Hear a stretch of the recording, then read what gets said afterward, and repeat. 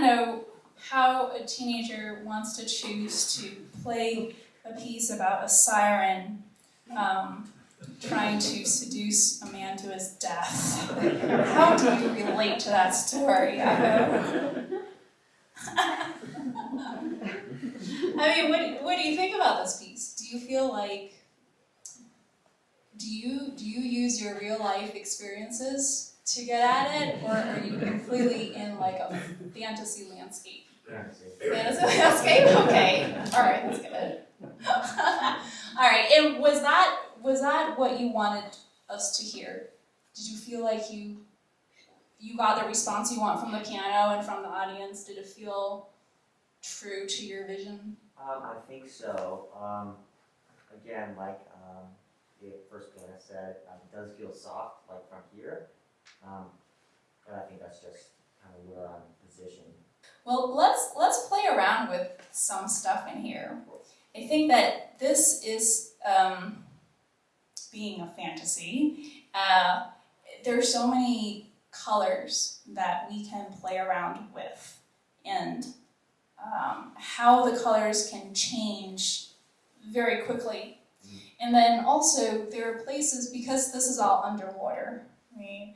I think there are places where the water splashes that we can try to make the top splash more, or have some glare maybe when the sun hits it a certain way. We can play with what's going on in this register. How does that feel on that piano? Can you get it to? Yeah. It doesn't ring as much as this one, right? Yeah. But you're getting some bite. Yeah. You're getting some bite. For instance, the big climax, where she's, yes. What do you think is happening there? I think if I were to put it with the poem, it's, I think, where it's explaining about the palace of fire, earth, and so a lot. The palace. So she's saying, you're gonna get all this, yeah. Right? Yeah. And she's trying to kill him. Yes. So she's desperate to have him say yes to it. Mm-hmm. Yeah. I felt like he was a little friendly. So I wonder if you might use more of your fifth finger and really hit everyone. It's hard to get it on this. Yeah.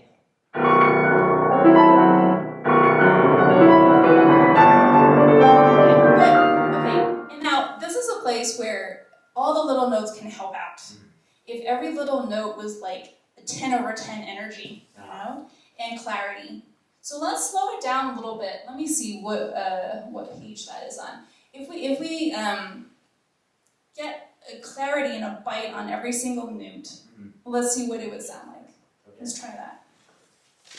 Okay.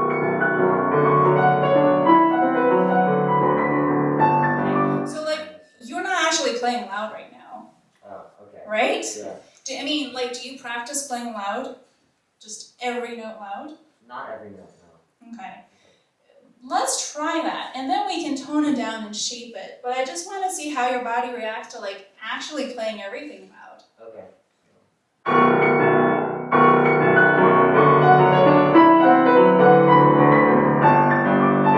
For instance, that bass. Did you really go down to that pinky as much as you can? Isn't that very different? Okay. Now let's just do your left hand, and what I want to feel is the surge. So when you get up here, I want that thumb, and then the 5. Okay.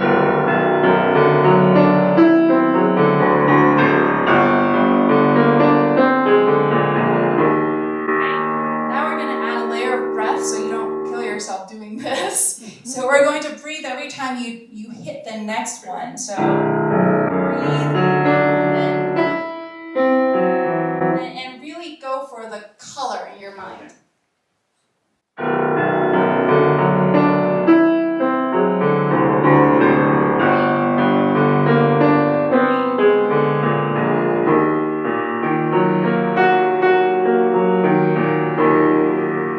Yeah, it doesn't repeat on top because it's just very intentional, right? Okay, good. Let's do that with the right hand now.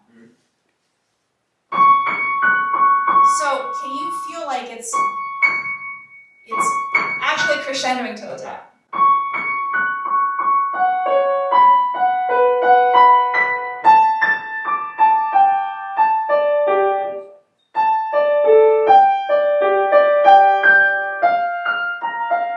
That is already feeling like it's less sound. Keep it strong.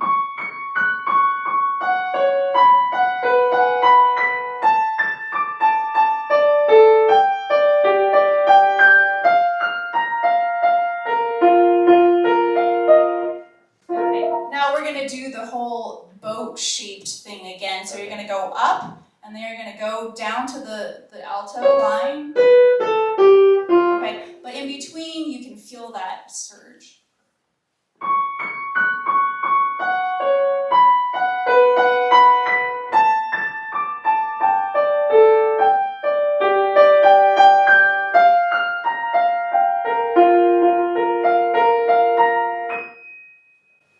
Yeah, that's okay. When it goes up, there's no repetition, so when you go up, all you're doing is surging. Yes. It's only when you come down that you get a repetition. All right, I'm good. Now we're going to do 2 hands, and we're going to feel that surge double. Okay. I don't hear the tenor.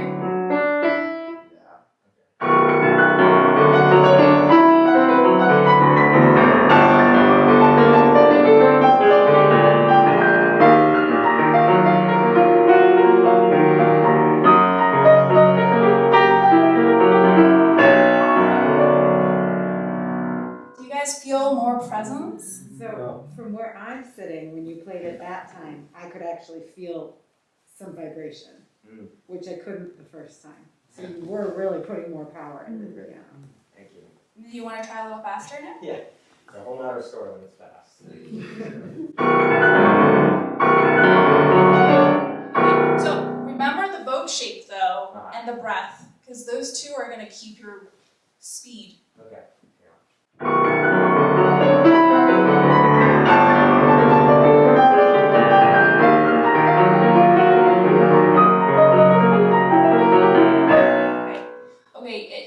When you are home and you're just practicing like one hand, what you might want to do is play as full on as you can, but use the other hand just to tap, because you're holding a lot of tension right now, right? And part of being powerful is that you don't have to exert any effort. You're like poof, and like your magic wand makes the entire ocean explode, right? That's the kind of power you want, and so you want to like have it. You have the splash and you have the thrust, but this has to stay very, what's the word? All this is doing is sitting on top of your spine. Your shoulders are not allowed to get involved, because when they do, they cut off the blood flow to the fingers, right? And then when there's tension, you don't get to be as loud. Yeah, so one more time slowly, and put your focus on this being sponge cake. So you're just a big frame, and you are a huge giant. I mean, you are really tall, but imagine that you're King Kong, right? And this is a piece of cake, and you're just gonna play the thrust. Just one hand? No, 2 hands. Yeah. So are you feeling like you're poised on top of your spine instead of leaning forward or trying to do anything? You got this. Okay, but your fingers have to work really hard. It's just an illusion that you're not working hard. Okay, so lots of fingers, lots of breath.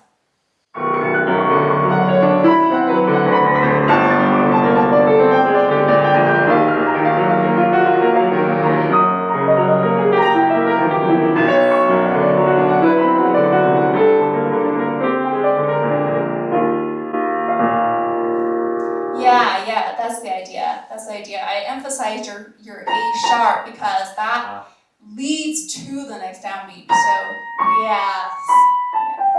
Yeah. Okay. Does that feel good? Yeah. Great. All right. Let's play with something else. Harmonic.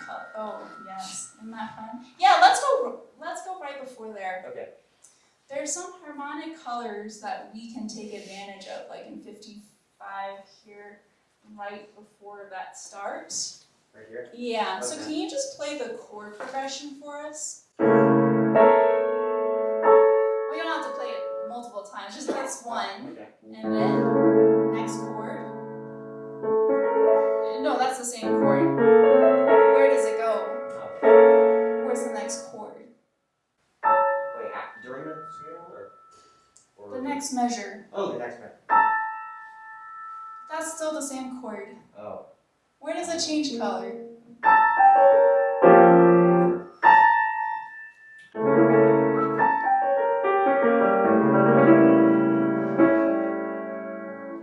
That's still one chord.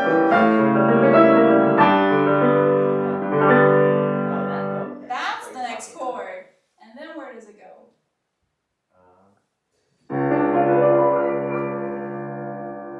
Well, and the G sharp is really important. That's part of the chord.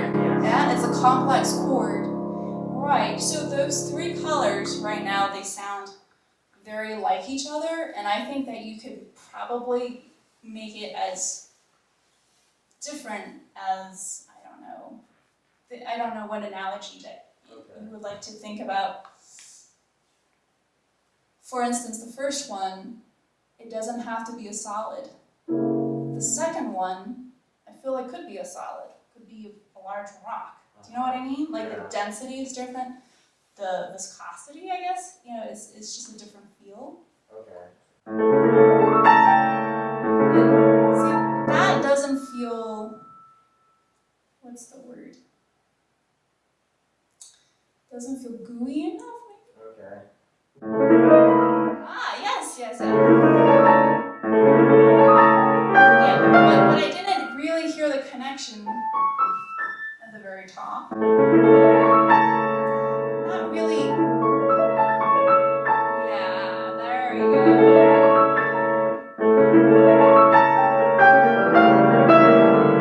Okay, now there we go. There's another place where your left hand can help out by being more present. Because that felt like you just dropped out. Okay.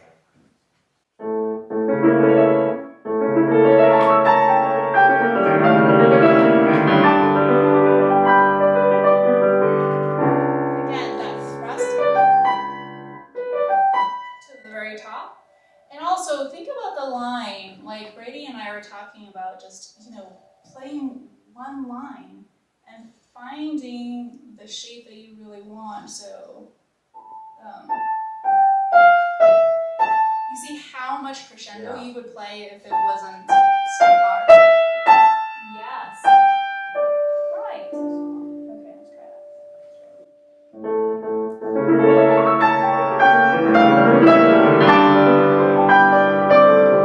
Okay, so your left hand will find its way. Okay, what's the third chord? What is that going to sound like? No, that's the second chord. What's the third chord?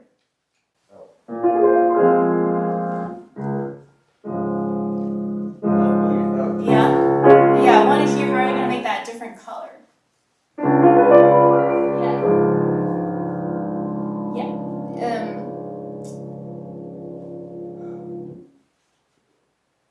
Let's go from the forte to the mezzo forte and then to the pianissimo. Okay.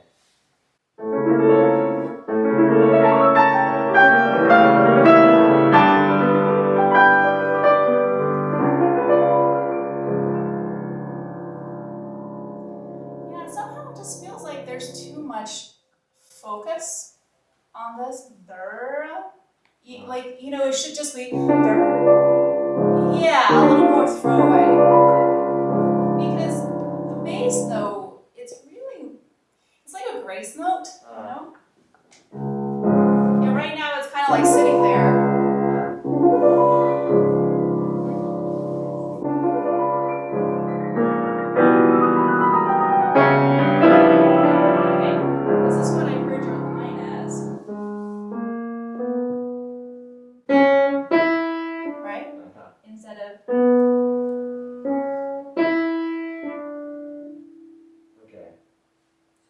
Let's just do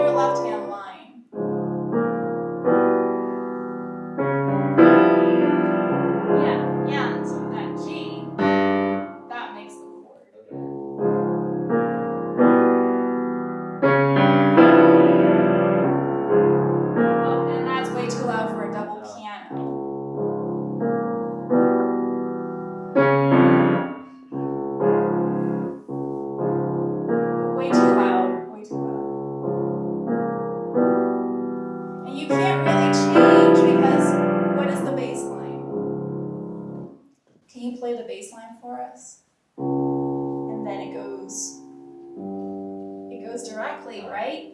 So if you change the pedal, we lose that connection. Oh, okay, so no connection.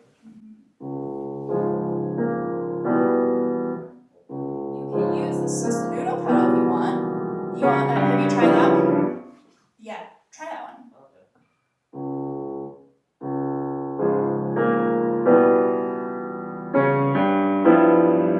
Yeah. Do you like that? Yeah. Yeah. So. And then you can really go for that accent and the forte. Okay. Because I just think that the contrasts are there, but they're not big enough for what a scary monster the siren is. Okay. Like sometimes it feels like more of a charming lady. Okay. Okay, let's do it one last time. And As softly as you can to as loud as you can. Yes? should I sustain this bass through the whole line? To the G. Yes. Okay. Take it off there. Yes, because it connects to that G.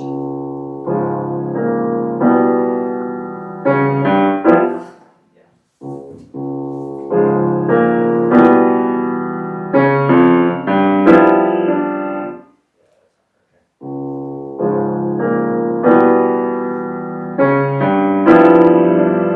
Beautiful. Do you guys like that? Do we have any comments from Brady and Pierce? I think that that G at the bottom there really, I think you brought it out a lot more and it makes it sound much better, in my opinion. I like to use the sostenuto pedal too because that kind of keeps this, Yeah. like it keeps the texture and the color, but it doesn't muddy up the sound. But you can still connect those two lower bass notes. I like that too. Great, okay. Thanks for the comments. Let me just end with the thing that gets overlooked the most, which is when your right hand is doing such a beautiful job articulating all that stuff. Wasn't that beautiful and so clear? The left hand line, the easy stuff, that's really the hardest thing to play. Yeah. Because the long notes, the dotted notes, it just sits, right? And you have all this, and it has to sit and sustain so that the next note doesn't sound like a new start all the time. So, spin it out. Especially in the later times when you have these octave grade, and it sounds like the line is getting broken. Yeah. You know what I mean? So just try that opening with the, just where your left hand comes in.